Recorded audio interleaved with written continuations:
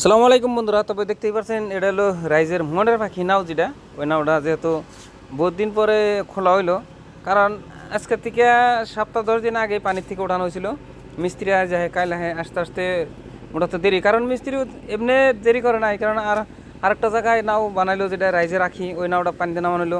তারপরে জিরো বাজার একটা যেটা শাহানাস নাও আছে, ওই নাওয়েরও কাজ করলো। সেই জন্য ওই সব কাজের মধ্যে জড়িত, এই সেই জন্য আস্তে আস্তে অল্প দেরি হয়ে গেলো।